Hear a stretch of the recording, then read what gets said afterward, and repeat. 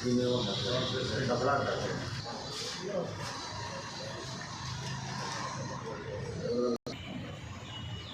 భీమ్. నా పేరు బీకే సానా. సార్, ఈ అనంతపురం జిల్లాలో ఎస్సీ కార్పొరేషను అదేవిధంగా ఎస్టీ కార్పొరేషను ఇక్కడ నిర్వహించడం జరుగుతూ ఉంది. జగన్ గారి గవర్నమెంట్లో మాల కార్పొరేషను, మారి కార్పొరేషను, ఇంకా అనేక కుల సంఘాల కార్పొరేషన్లు ఏర్పాటు చేయడం జరిగింది. కానీ ఈ కుల సంఘాలు ఏర్పాటు చేయడం వల్ల ఒరిగింది ఏమీ లేదు. అయితే చాలా వరకు కార్పొరేషన్ డైరెక్టర్లని చైర్మన్ చేశాడు, కానీ ఆ కార్పొరేషన్లలో ఒక దండి కూడా ఇచ్చింది పాప అనుకోలేదు. అయితే ఆ గవర్నమెంట్ అలా కొనసాగింది.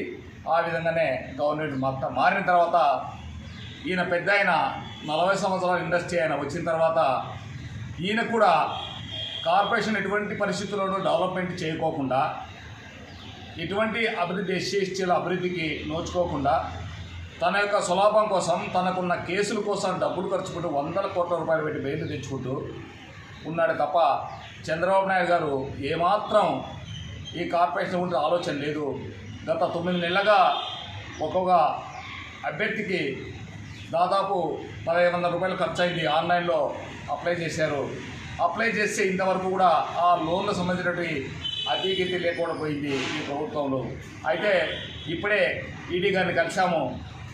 మేడం, ఆ లోన్లు అప్లై చేసిన లోన్లు ఎంతవరకు వచ్చాయి, ఏం జరుగుతూ ఉంది, అసలు విషయం ఏమైనా అడిగాం. అయితే ఈ జిల్లాలో 24 కోట్లు అప్పు ఉందంట, బెనిఫిషియల్ కట్టవలసింది. అయితే ఇది కరువు ప్రాంతం, ఇక్కడ ఎటువంటి ఫ్యాక్టరీలు లేవు, ఎటువంటి అభివృద్ధి లేదు. అయితే ఈ భారతదేశంలో అత్యధిక వర్షపాతం, అతి తక్కువ వర్షం పడే అనంతపురం జిల్లా. ఈ జిల్లాలలో చాలా వరకు కరువు ఉంది.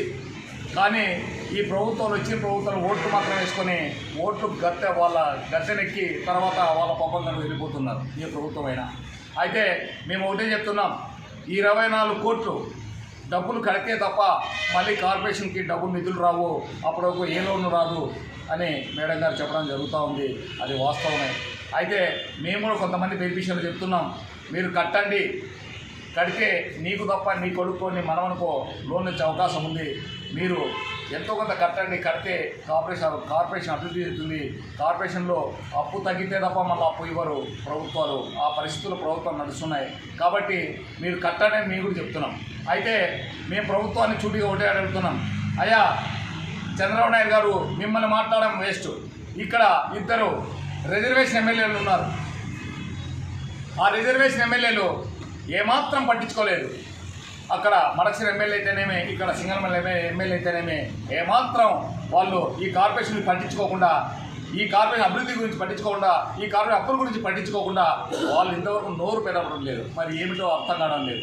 అయితే ఈ జిల్లాలో దాదాపు ఎస్సీలు ఎస్టీలు దాదాపు 12% ఉన్న ఈ జిల్లాలో కానీ ఏమాత్రం వాళ్ళకు పట్టించుకోకుండా, ఆలోచన లేకుండా ఈ ఎమ్మెల్యేలు ప్రవర్తిస్తున్నారు. అయితే ఈ ఎమ్మెల్యేలు తీరు ఈ విధంగా కొనసాగితే భవిష్యత్తు కాలంలో వాళ్ళకు కరెక్టైన సమాధానం తొందరలో దొరుకుతుంది వాళ్ళకు. అయితే వాళ్ళని నేనేం మాట్లాడలేదు, మీరు ఎమ్మెల్యేలు ఇద్దరికీ చెప్తున్నాం.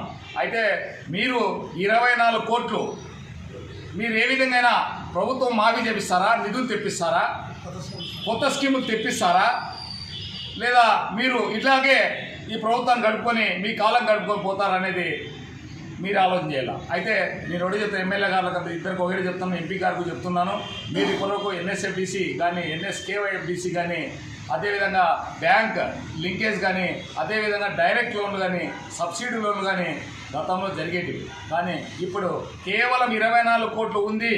ఈ కలెక్షన్ వస్తే తప్ప, ఈ డబ్బులు కడితే తప్ప మేము లోన్లు ఇవ్వమంటున్నారు. కాబట్టి మరి ఈ దారుణాన్ని ఎవరికి ఒడిగట్టుకోదో, ఎవరికి ఇది జరుగుతుందో ఏం జరుగుతుందో అర్థం కాని పరిస్థితిలో ఈరోజు ఇక్కడ దళిత ప్రజా సంఘాలు అన్ని కూడా ఆలోచనలు ఉన్నాయి. కాబట్టి ఈ ఇద్దరు ఎమ్మెల్యేలు మీరు ప్రభుత్వంతో మాట్లాడి ఈ 24 కోట్లు మీరు మాఫీ చేసి తిరిగి కొత్త రుణాలు ఇవ్వడానికి మీరు ప్రయత్నం చేస్తారు. మీరు ఏమాత్రం ఎస్సీ ఎస్టీల మీద, దళితుల మీద, బహుజనుల మీద, బీసీల మీద, మైనార్టీల మీద అన్ని కార్పొరేషన్లు ఆ విధంగా ఉన్నాయి. మీరు ఏమాత్రం స్పందించుకోకుండా మీరు ఏదో మీ పప్పం కట్టుకొని మీరు ఆటలాడుకొని పోతున్నారు తప్ప వేరేది లేదు. కాబట్టి రాజశేఖర రెడ్డి గారు 6,000 కోట్లు మాఫీ చేశాడు. అప్పటి నుంచి ఇప్పటివరకు ఈ కార్పొరేషన్ ఈ విధంగానే కంటిదురుపు చర్యలు జరుగుతూ ఉన్నాయి. కాబట్టి ఇవన్నీ కూడా గమనిస్తున్నాం. మీరు అతి త్వరలో ఈ ఎమ్మెల్యేలు ఇద్దరు ఎంపీలు మాట్లాడుకొని ఈ 14 మంది ఎమ్మెల్యేలు కూర్చొని ఒక్కసారి చంద్రబాబు నాయుడు దృష్టికి తీసుకెళ్ళి, లోకేష్ గారి దృష్టికి తీసుకెళ్ళి, అదే పవన్ కళ్యాణ్ గారి దృష్టికి తీసుకెళ్ళి ఈ 24 కోట్లు ఏం చేస్తాం అనేది మీరు తెలియపరిచి ఇది మాఫీ చేయాలని చెప్పి మేము ఆవేదన వ్యక్తం చేస్తున్నాం. కాబట్టి ఈ పనన్నా చేస్తారని ఈ ఎమ్మెల్యేలను ఇద్దరినీ కూడా మేము మరోసారి వాళ్ళ దృష్టికి చేస్తున్నాం. కాబట్టి మీరు ఈ పని చేస్తారని ఆశిస్తున్నాం.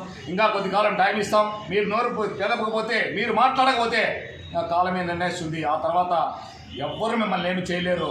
కాబట్టి కాలమే మీకు కరెక్ట్ అయిన సమాధానం చెప్తున్నాం. దయచేసి మీరు చరిత్రహీనులుగా ఉండకూడదంటే ఈరోజు ఆదుకోవాలా.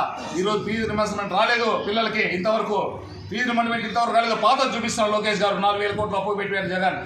అది చెప్పండి. నువ్వు వచ్చావు, నువ్వు చేయి. మళ్ళా నువ్వేందుకు పాత గవర్నమెంట్ నుంచి ఎందుకు మాట్లాడుతున్నావు? 4,000 కోట్లు అప్పు పెట్టాడు అని నువ్వు చేయి. 4,000 కోట్లు ఆయన చేతగా పెట్టిపోయాడు. నువ్వు చేతనాడు కదా, నువ్వు చేయొచ్చు కదా. నువ్వు మాట్లాడుతాను ఏంటి? నువ్వు మాట్లాడలేదు. ఇప్పుడు 99 పైసలకే భూములు ఇస్తున్నావు. మా ఎస్సీ ఎస్టీలకి ఎవరికైనా ఒక్క సెంటు భూమి ఇస్తున్నావా? మా వాళ్ళు గ్రాడ్యుయేట్స్ లేదా? మా వాళ్ళు టెక్నికల్ చదువుకోలేదా? మా వాళ్ళు చిన్న ఫ్యాక్టరీలు ఎవరికైనా ఒక అర్ధెకరా, 2 సెంట్లు, 3 సెంట్లు, 5 సెంట్లు, 10 సెంట్లు ఏమైనా ఇస్తున్నావా? కానీ ఎక్కడి నుంచో వచ్చే వాళ్ళకి 99 పైసలకి, ₹1 కూడా కాదు, 99 పైసలకి నువ్వు కట్టబెడుతున్నావు. మన నేను ఇచ్చే హక్కు ఏమైతుంది? నీదా? నీ జాగ్రత్తారా? ఇవన్నీ ఎవరి కోసం చేస్తున్నారు మీరన్నీ? కాబట్టి ఎవరు భూములు అవన్నీ? అవి ప్రభుత్వ భూములు. ప్రభుత్వం మీరు ఇచ్చేకి ఎవరు? అది ప్రభుత్వ ప్రజల సొమ్ము. అది మీరు మా కడుపులు కొట్టి వాళ్ళకి అమ్మడం ఏంది? వాళ్ళకి అవి ఇచ్చేవాడు 99 పైసలుగా. ఎంత దారుణం ఇది. అందరూ ఆలోచించి లోకేష్ గారు మీరు బాగా ఆలోచన చేయండి. దయచేసి చెప్తున్నాం మీకు, మాలో ఉన్నటువంటి రాక్షసులు బయటకు రాకముందే అందరినీ కూడగడుతున్నాం. అందరినీ మేము కూడగట్టి బజారు బొర్రోడ్ల మీద కూర్చోక ముందే మీరు కార్పొరేషన్ పునరావృతం కావాలా. ముందు ఎట్లా కలకల ఆడిందో ఎన్ఎస్డిసి కానీ, అదేవిధంగా ఎన్ఎస్కేడిసి కానీ, అదేవిధంగా బ్యాంకు రుణాలు కానీ, బ్యాంకు రుణం లేకోకుండా మీరు డైరెక్ట్ లోన్ ఇవ్వాలా. మీరు బ్యాంకులు పేదలకు నేమ్ చేయాలా. అది మీ దృష్టిలో పెట్టుకొని మీరు ఉండాలని చెప్పి, అదేవిధంగా ఫీజు రిమర్స్మెంట్ పిల్లలు చాలా ఇబ్బంది పడుతున్నారు. అన్ని కాలేజీలో ఇబ్బంది పడుతున్నారు. మీరు ఏదో అడ్డు సాగు చెప్పి తప్పించుకోవద్దండి.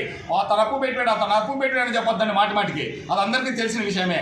అందులో భాగంగా మేము కూడా బాధపడినాం అతను చేసిన. కాబట్టి ఈ వ్యక్తిగత విషయాలు మాట్లాడద్దు. మీ వ్యక్తిగత విషయాలు మీకు వద్దు. మీరు వచ్చారు, అతను చేయలేదు, మీరు చేయండి. మళ్ళీ ఎస్సీలకి ఎస్టీలు న్యాయం చేయండి, బీసీలు న్యాయం చేయండి, మైనార్టీ న్యాయం చేయండి, క్రిస్టియన్లు న్యాయం చేయండి. అది చేయకోకుండా మీరు అతను అప్పు పెట్టాడు, అతను ఎగురుకుంటూ పెట్టాడు చెప్పొద్దండి. మీరు ఖచ్చితంగా ఇది శాశ్వత అధికారం కాదు. మీరు ఖచ్చితంగా మీరు స్థానిక సంస్థ ఎన్నికల్లో మీరు గెలవాలంటే ఈ పని చేయాలా. కార్పొరేషన్ వల్ల తిరిగి నిధులు మంజూరు చేయాలా. ఆ నిధులు 24 కోట్లు ఎమ్మెల్యే ప్రత్యేక చొరవ తీసుకొని 24 కోట్లు మీరు దీన్ని మాఫీ చేస్తారా? ఏ విధంగా చేస్తారా? మరి తిరిగి అసెంబ్లీలో చర్చించి దీనికి వెంటనే నిధులు మంజూరు చేయాలని చెప్పి మొత్తం కార్పొరేషన్లకి అన్నిటి కూడా మంజూరు చేయాలని చెప్పి మేము తెలుపుతున్నాం. జై భీమ్.